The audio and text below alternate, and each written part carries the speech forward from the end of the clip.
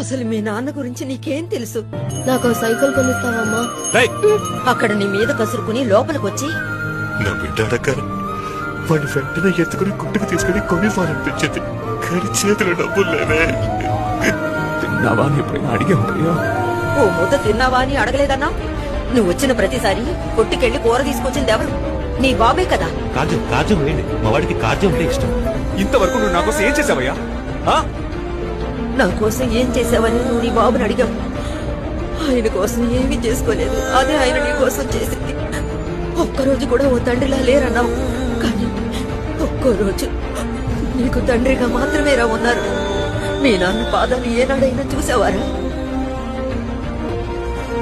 ఆ పాదాలు చూసుంటే నువ్వు అలా మాట్లాడేవాడు కాదు.